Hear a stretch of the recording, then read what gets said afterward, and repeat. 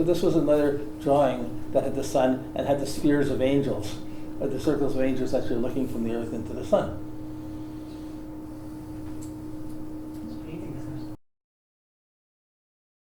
And here again is the Quran, earth, and it just moves out. You have a sphere for each one. Of course, there's Atlas holding it all together. Trying to carry your weight up to all the spheres and all the things, but on the main thing you have the equator, you have the ecliptic. Whoops, I'm sorry, I'm pulling it here. It's not showing it on here. So there's the zodiac, there's the ecliptic, and there's one is your space. Local. No, that's the equator and ecliptic, and this is probably the local space. So you have the three dimensions going on. So this was a strong attempt to visualize it. This is a better. I just made this drawing to show it a little bit clearer. We start with the darkness of the earth, our physical form. Void. No, it's not a void. It's totally dense. It's the grossest opposite of the sensitivity of. Even the void is really open. Like God is really open, or spirit is really open. The physical body is really dense. So it starts from the darkness of earth, and we gradually go through the elements, hot, cold, wet, dry, as we're born. And we begin to get memories of these things, memories of patterns, then we make sense out of it. So this is, as each planet, but the earth is there, then the moon is a sphere, the memory that's reflecting the light of the sun, and helping you to remember that there's light inside of this darkness. Even in this family, there's a memory of light somewhere. You can reflect on light in the middle of the craziest scenarios, if you're lucky enough. Usually we get pulled by the memories back into the situation. We got to do this, got to take care of this. Oh, I got to pay for mom, or I got to take care of this, and it just builds up like that. But then the memories go around, and sooner or later we start to make sense of it. We get mental patterns around. We have the mental sphere, and the mental sphere. So this is all the spiritual patterns are you learn, eat right, live right, be healthy. But if you have any problems, you got to adjust your memories. If you're living right and you have a little bit light or meditation in your world each day, within a month you can change your memories because you're going to remember more light than you did before. That can heal anything. So then, once the memories are there, but the memories fluctuate like the full moon. And then you used to have to get your memories positive so they can be calm and at peace before you can begin to watch the mind. But then the mind's following everything, as curious as the monkey that's looking after everything. But you have to control the mind to get it to be able to listen, to be able to be sensitive to higher energies. So that's the sphere. To do that, it has to be clear with the memories, clear with the body, and those things have to be somewhat peace for the mind to hold itself together. So that's that sphere. Then the Venus sphere is one sphere around that. Each sphere includes the other sphere, but has a little bit more subtlety around it, a little bit more light. Well, not little. It's not measuring light. It's the light's coming from the sun, but it's measuring these values that we have, what we're attached to, what we like or what we don't like, the choices we make. Make 1,000 choices a day. You know, what we're going to wear, what we're going to look like, what we're going to do, what we're going to eat. Venus. You know, and then if we can control our desires and get content, so you usually have chanting or praying or singing to get to the point where you can be devotional or open. You might find some grace or some contentment where you're open to the sun, to the soul, the light of the whole system. All of the mystical traditions, all of the religious studies, all of the disciplines were based on this structure. But from thousands of years before the 1500s, they just started to be written down. The 1500s on and passed on or integrated with a more, I don't know if I would call it a Western literacy even, because most of the Renaissance was a rip-off of Arabic or Chinese copyrights, you know, of things that came from other cultures and was put into the Western culture. So then once you had the sun or you had your confidence, then it's easy to take action. And then you have to learn the results of what you did, is good or bad, and then you get the result, but you accomplish things. So that's just the ladder of the planets.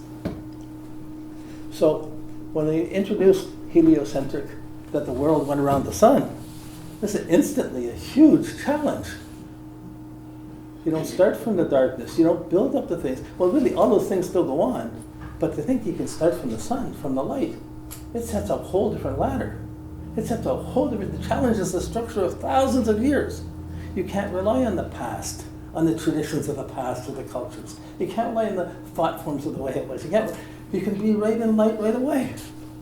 You are in light right away. You just think you're not. So these are the puzzles of this system. So when the heliocentric concept of the universe came in, it challenged the churches. It took them a hundred years or that to even begin to come around it.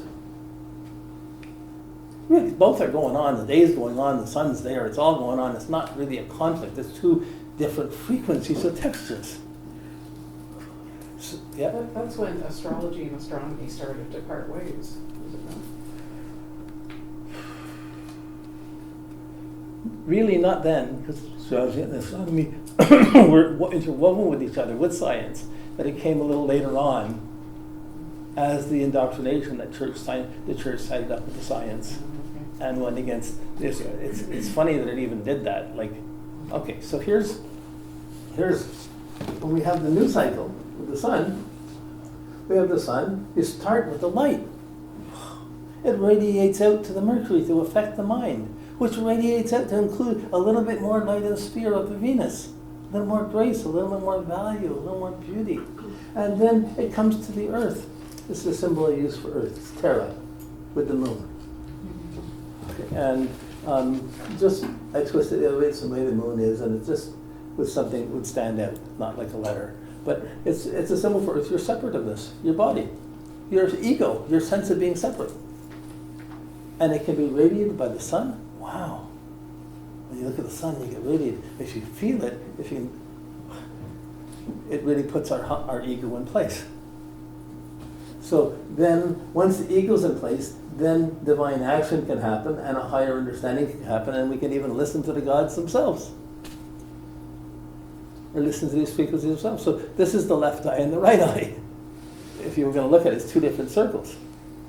But they interpenetrate each other. So this was the challenge. It's a challenge to astrologers today, because everyone's using geocentric astrology. What's this? Heliocentric astrology.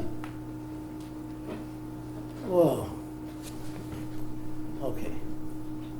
When we go to the heliocentric astrology, there's takeaways.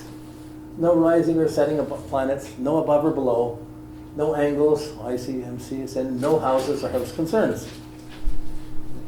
Okay, do my chart, but just don't talk about the houses.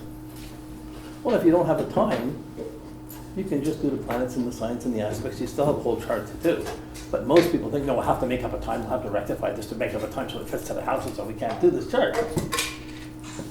Okay, so it's different ways. So then there's no moon, no memories, no mother, no family concerns, no security concerns, no feelings or sympathies.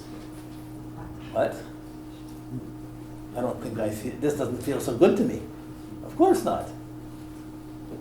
Everybody's got a family, everybody's got a mother, everybody's got to live and die. Like, no past. And the past is everything before this moment. Anything before right now is just a memory that you're dragging along with you. So usually our memories are the chains we drag along with us that we hit everyone we meet with. You meet me, oh, I've been through this, why was this bad, why was this?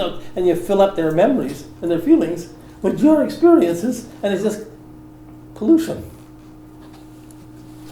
against the light. So there's no sun in the heliocentric chart, it's in the center. No goals, no future. How do you interpret a chart? No past, no future. Is it possible? It's a challenge. And no retrogrades. Planets are just going around steadily. So we see, when we see Mercury, Venus in the chart. Mercury, Venus is going around the chart like this. It's going around the sun. But we're seeing in the chart going like a pendulum, backwards, forwards, retrograde, direct, direct. We're seeing like that, but really it's going around the circle. So, and when you start looking at the spheres, you get to another level. You're not just looking at the focus, you're looking at the spheres of things. So, this, okay, so these are just your basic takeaways. You can't use those to work with the heliocentric chart. And in the heliocentric chart, The earth represents a separate physical body, the individual ego, your sense of separateness. I'm me, you're you. What do you mean you're like me? What do you mean you want me? What do you mean you want something? What's this? Okay. But he loves me. But she loves me. She likes your body. But that's not necessarily what love is. But we think it is when we're just first growing. It's a way out of the house. Whoa. So the sun represents the individual soul, the sense of oneness or the eternal moment. It's now. Anything before this moment, it's a memory. It doesn't count anymore. Anything going ahead of here, it's future, it's just thoughts, it's just projections, it's just imagination. How open or how receptive are you to now, to this moment, to light? So when people get enlightened or find their heart or find God or find their spirit, they lose their sense of orientation in the world because they're not thinking about things or time or places. They end up with a certain grace. And it starts radiating out in spheres to the Mercury, to the Venus, to the Earth, and going out with greater implications. Okay, so that's a huge thing. And the Mercury and Venus being in any of the 12 signs. So you have your Mercury and Venus in your natal chart, which is telling you how you manipulate things, how you choose things, how you want. But in your heliocentric chart, it's how the light of truth, the light of love gets radiated and how you can communicate, how your mind is affected by that to talk about it, how your values change when it's affected by that. So it's going out and it's on a whole nother level. So this is just another drawing of we're like the planets. Mercury, Venus, Earth is this tiny little thing. Mars, Jupiter, Saturn, Uranus, Neptune, Pluto. They're just things. If you put them against the sun, they're just these tiny little dots going across the sun. They're nothing. And we're making all this big fuss about it. Okay, it's another picture with the sun in it. You see how small Earth is. There's the sun. You have the sun, imagine it's like this big medicine ball. You can put your hands around all the other planets. What's the most important thing in your chart? Oh, it's my Mars. Oh, it's my Mercury. Yeah, right. So from the chart, in the chart, when you look at a chart, your sun occupies half a degree. It takes up half of 1 degree, 31 minutes of a degree. Minutes of a degree, that's the size of the sun. Okay? Tiny. We put symbols there, we think of it really big. And these, once the video is made, I'm just going to be on YouTube so you'll be able to get it. Across the diameter of the sun in that half a degree, you can put 218 Earths in that half a degree. What's perspective? What's most important? How are we assessing things? We just start from where we start from, we run to it, it makes sense, we're aligning, but it keeps opening up. But the knowledge that goes along with it, we don't always run into as it opens up. So from the planet, this is what the sun looks like from each planet. So we have the size of our sun rising. From the Earth, it looks like that, half a degree. From Venus, it would be 2 degrees. It would be a whole degree. Or from Mercury, it would be a whole degree. They would see the sun as a whole degree. But it's still small. They're far enough away, it's still small when the sun's huge.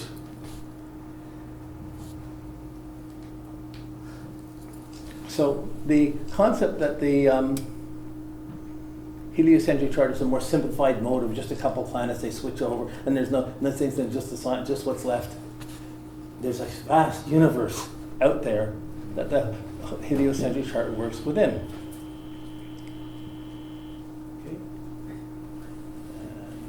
So, this is the end of this first set.